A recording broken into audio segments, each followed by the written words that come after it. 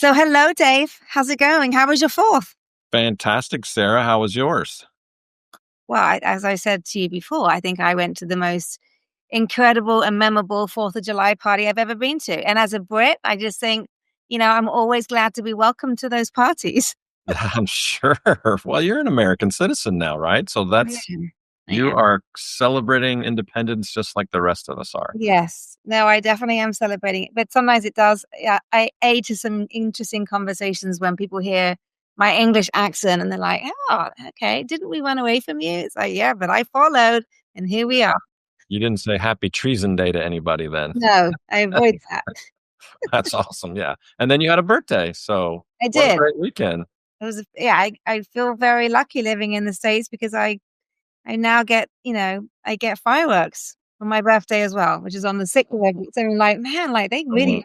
they like me here I love it. Absolutely. We celebrate your birthday every year. every year. Or are So we doing birthday week, maybe? I don't know. yeah, a birthday month. I'm all about that. Why not? The month of July. I So love it. yeah, so that's good. Yeah. So we got some stuff to share.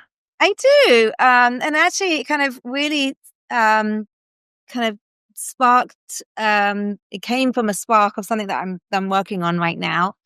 So I will kick off if you want, Dave, and Do it. let's like I did, I do know I like to be on the cutting edge of marketing technologies and new initiatives, but I think I'm a little bit behind the eight ball here, but maybe, but I still hope I'm educating people because I have only found out about the whole Axios newsletter template in the last few weeks. Okay. So I'm not sure how much you know about Axios. So let me ask you this. Do you know too much about the Axios newsletter template? No, I'd love to learn. I'm all ears. Okay, great. Well, so for any of you guys who don't know, I am on the board of the Entrepreneurs Organization. And as part of my role, I was asked to basically refresh a newsletter based on Axios, which is AXIOS. And I'm like, well, I knew that I knew about Axios. I do receive their newsletter definitely once a week. Sometimes it even feels like more than once a week. They do different types. But I was like, the fact that I still subscribe to a newsletter says to me there's something about the Axios newsletter that I'm obviously enjoying because otherwise if something is too long-winded or maybe they're trying to like shoot me out with too many messages too often, I'm going to unsubscribe. But I haven't unsubscribed. I've been a loyal reader for quite a few years. So it was interesting when I was asked to go refresh this newsletter based on the Axios template. So I'm like, okay, so I dug deep to really figure out what that was. And I had just been like learning about the importance of smart brevity in B2B communications. And so I'm just going to spend a little bit of time talking to you and just sharing kind of something I've learned. I kind of think, well, everyone can apply this and perhaps see some immediate growth in their newsletter communications because the case studies that have been shared of companies who've gone and adopted the new Axios Smart Brevity framework have seen significant increase in open rates in their newsletters. So it's definitely working. And in particular, JPMorgan Chase, I have a bit of a mini case study on them on how they've really been leveraging it. Nice. Yeah, so let me just, I suppose, start off with saying, so when I was reading into, okay, well, what is the Axios format? Why is it even here? So the founders of Axios used to be they're the veterans of Politico, which was a different news kind of publishing house. And they went and set up Axios because they realized that there was a massive change happening in communications. And it was at the point where Twitter was like, everyone had like moved to Twitter. So people wanted immediacy and speed of content through Twitter, but they also wanted the depth and the authority of The Economist. So they kind of pulled those two contrasting communication styles into a newsletter format that is basically ultra scannable. It's generally less than 300 words and it's structured to respect time and attention. Okay. Yeah. And they've done so well, Axios has, that they've even gone and created a whole separate division now where you can, as enterprises actually can subscribe for 10,000 or more dollars per year to have an Axios newsletter template created for their business, because the impact the newsletter has apparently is so significant that people are prepared to go and basically subscribe to it. So it made me just made me just like take a lot of interest, particularly because I had to go and like reshape this newsletter I was working on. So it is pretty significant. So what it is, it's all about kind of asking, it's more like, why should I care? And what's in it for me? Mm. So, and they number it. So they'll have like maybe 4 or 5 sections, and it's like the number one or the top item to read. It's very much broken down in that format. And it is very much around the what's new, why it matters, what's next, all around smart brevity. And they just cut the fluff, and their belief is that every sentence should earn its place. And if a sentence doesn't feel like it's earned its place in there, it gets moved to being a linkable piece. So it's not that you can't have context, but the context sometimes might happen when you grab curiosity and now you're driving someone to another place to go and read more, which is not new. I mean, I think we all, Sure. our Sure. newsletter does that. We don't give everything, away, but they do it in such a way that is so short and succinct that basically, like I say, it's less than 300 words. There sometimes isn't a lot of context in there, but it is driving people to go deep. And yeah, so JPMorgan, just again, I was just using them as an example, but there's a lot of very big enterprise level brands, a lot of B2B companies who basically have eradicated how they used to do their internal comms newsletters or their client newsletters and have moved to the Axios format. Mm. Yeah. And so like open rates is, and these are vanity numbers, but actually open rates are important because it's like showing that people are paying attention. So if you think about how large the workforce is at JPMorgan, they got a 40% increase in internal comms for the open rate of their internal newsletter. That's a lot more people paying attention to what is happening in JPMorgan. Their employees reported less email fatigue. They felt like they were about to get through it. They actually even started looking forward to it. Huh. And the time spent crafting updates, meaning the time it takes to do all this, dropped by up to 50%. So, it's had a massive change to the point where it's been fully adopted within JPMorgan and so many other significant large brands. You just connected a lot of dots for me. I read the book Smart Brevity, which I highly recommend. Yeah, And I guess it was from these same guys. I don't know that I it connected is from the all of same them guys. that you just did. Mm-hmm. I had a CEO um, tell me that he's making all of his employees read this maybe a year or two ago, but he said, I'm making all my employees read this book called Smart Brevity. Mm-hmm. Because I feel like I get in meetings and I'm getting the full download when what I needed was just the highlights, man. Come on.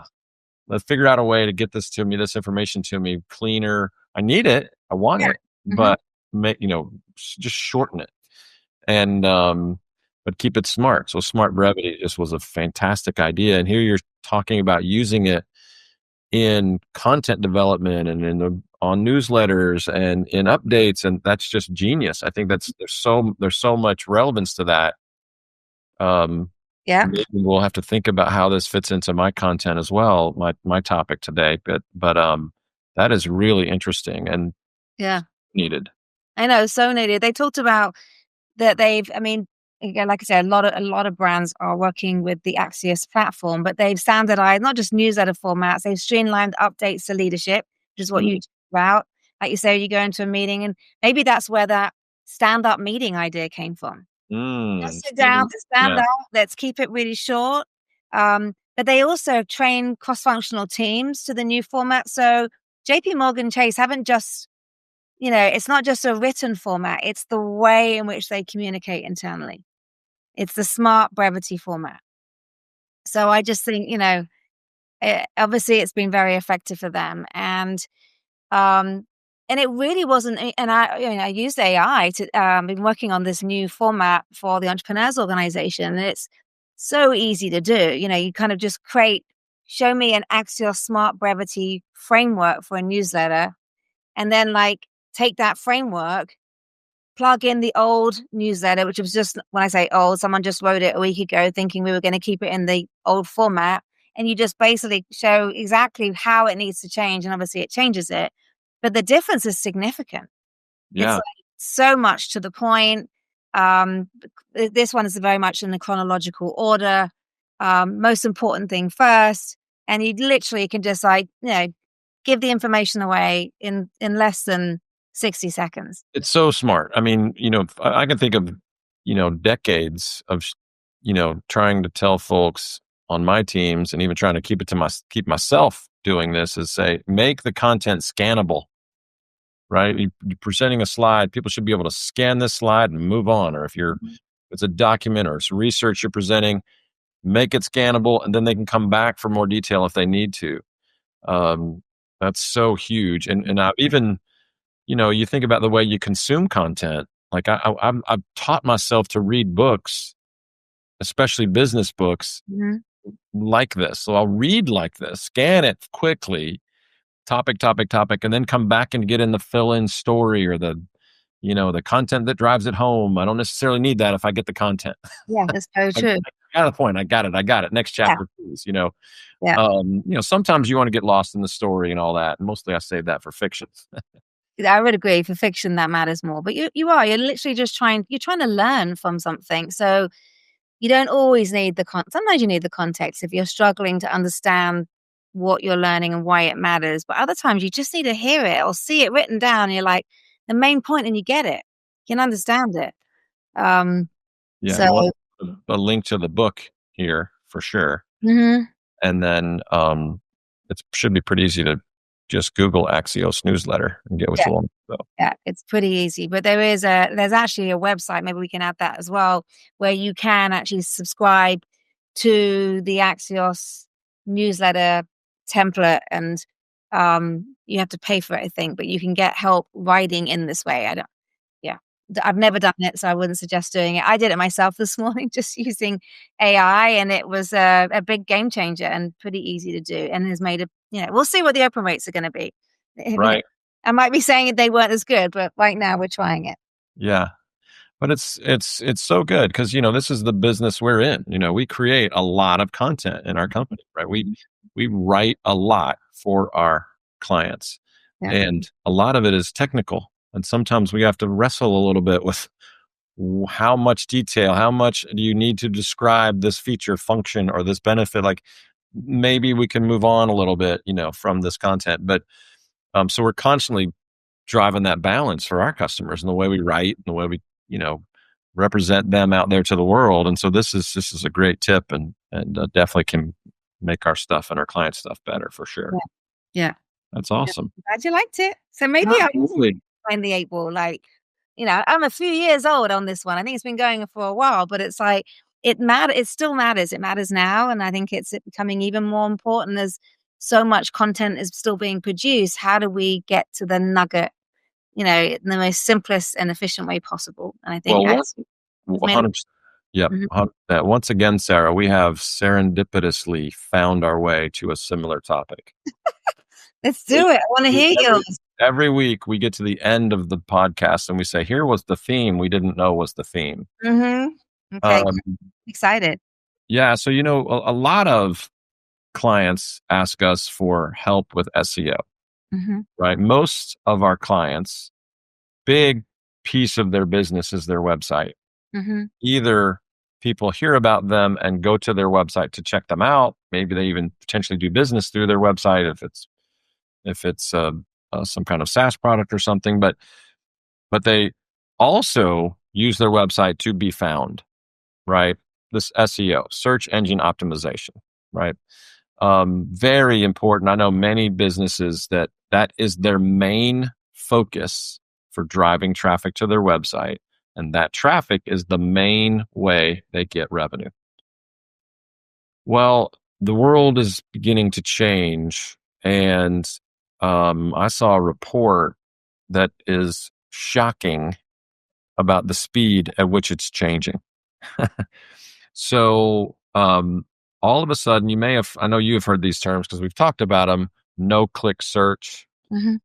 There's a term called uh, GEO, generative engine optimization. Yeah. Right. So what's happening is, the question you have to ask yourself is, what happens when your audience doesn't click?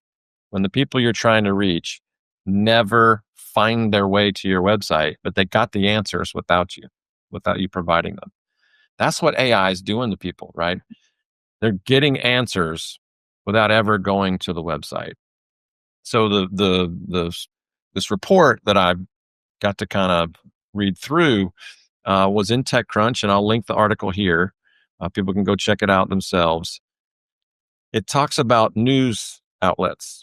When you think about news outlets, right, you think about Reuters, and the New York Post, Business Insider, Wall Street Journal, right? These are news posts. You're super familiar with them. Last year, from January to May, those top 10 news um, outlets received 1 million referrals from ChatGPT. This year, they received 25 million Wow. referrals from ChatGPT, right? Meaning ChatGPT was asked a question, went out there and searched the internet, provided the answer, and then there was a link, as you know, inside ChatGPT, right? The ChatGPT now will source the information, Yeah. and people will click that link and go to the source, Hmm. of the information. Hmm. Well, a couple things that are scary about this idea.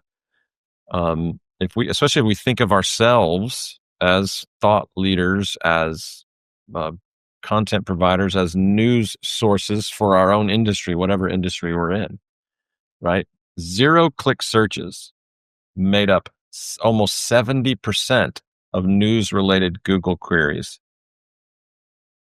this past year, going into May, right?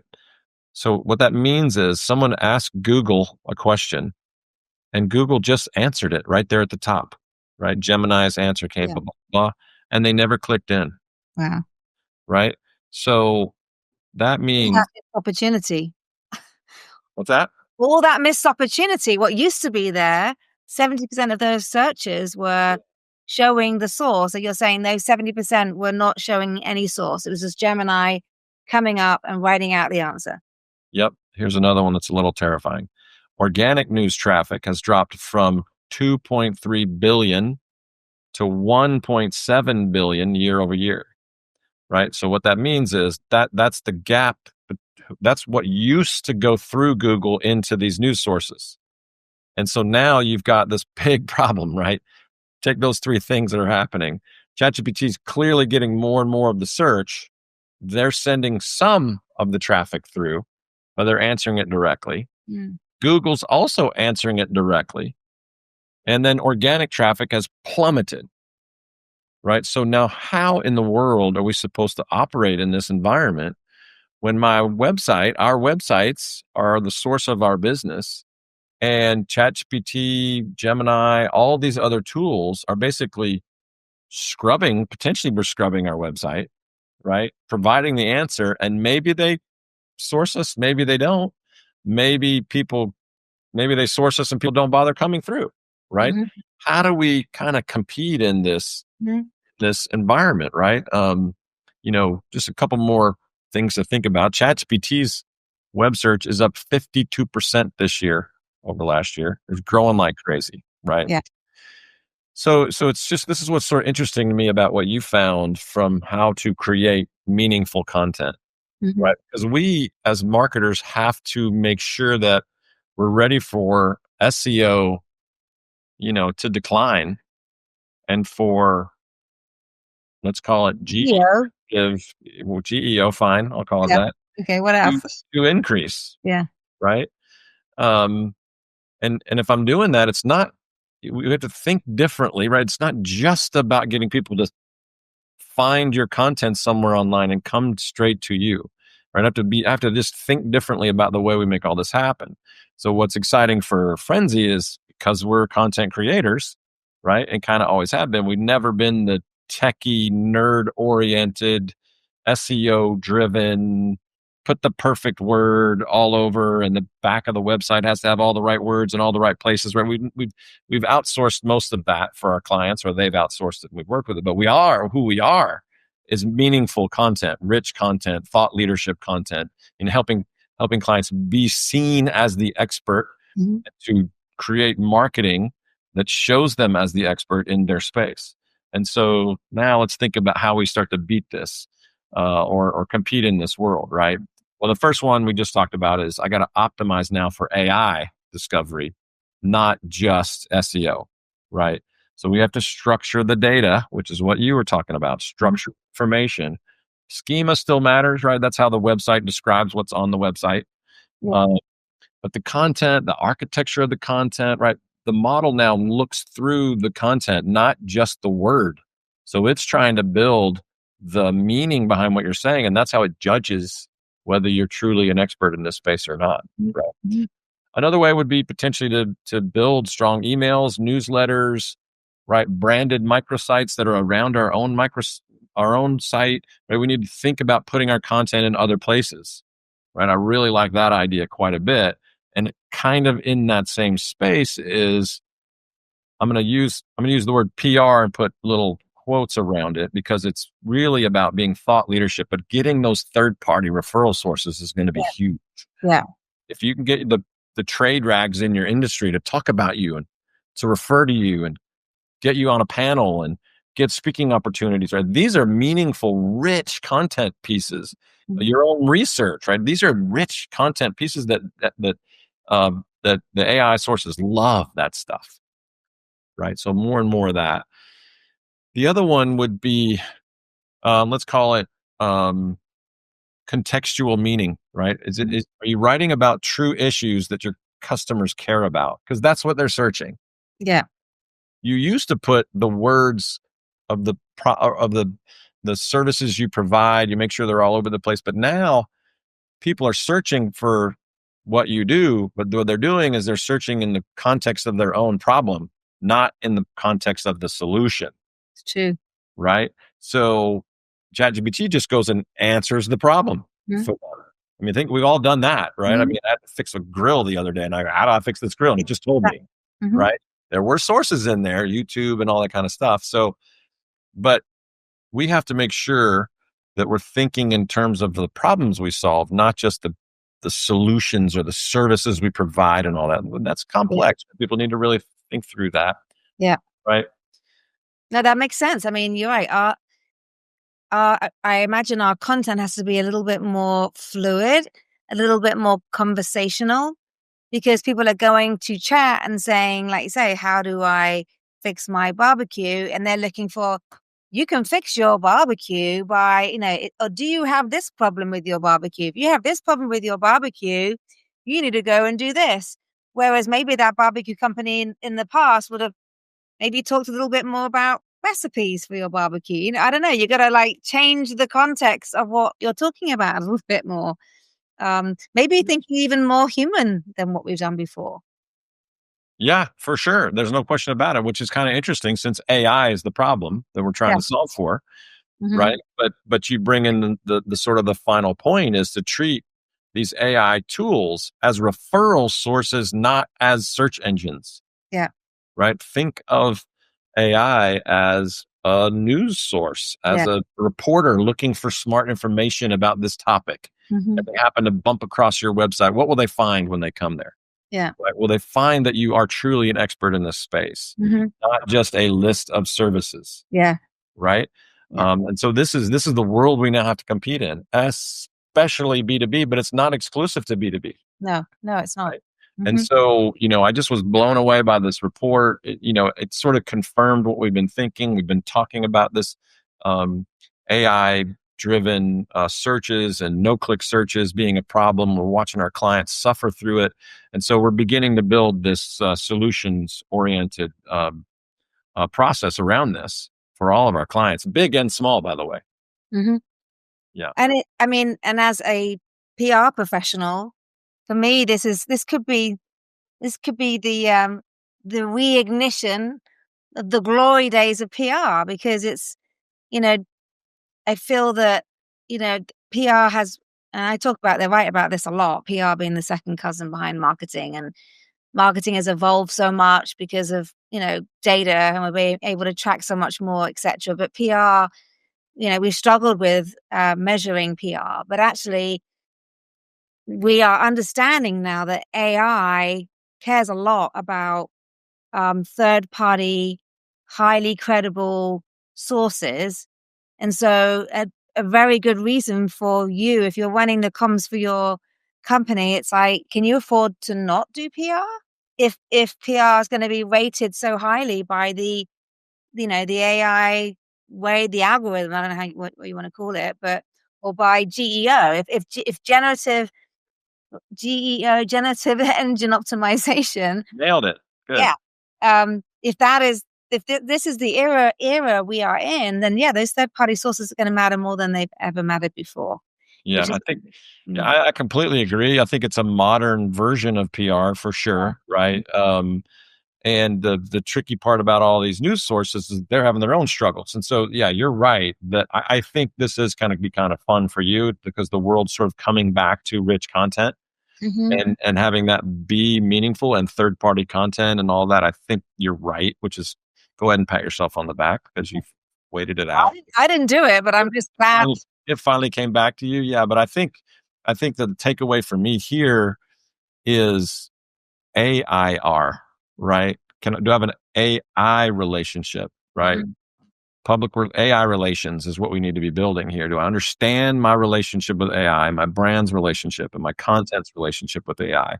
And can I make sure that I'm there and can compete? Because I think early adopters, people that move quickly, that maybe people that are either have internal or resources that they can create good, meaningful content will get out ahead. mhm, And I don't know if that means they'll hold that space or if AI just doesn't care every time it goes and looks anew. mhm. But I think it's definitely the future. So, Yeah. yeah, Yeah, and we're seeing it from clients that we talk to, ones that we've even just, starting to work for. They're recognizing that their SEO is, it's dropping. They're not seeing the traction that they were having before, yet they relied on it. and Uh, here's proof. This article is proof. yeah. Yeah, So it's like you got to look at your content differently, because the way you are creating content needs to alter for the new platforms that it needs to appeal to. you got it. Yeah. Yeah, I think we should leave it there. I've got another topic, but it can wait till No, next week. let's leave it there. I've enjoyed it. We Good. both learned something new, and I love how they intertwined and came together. So, We should start another, doing that on purpose. yeah. Oh. Another fascinating podcast. Thank you, Dave. It's always a pleasure. Enjoyed it, Sarah. Thanks. Bye.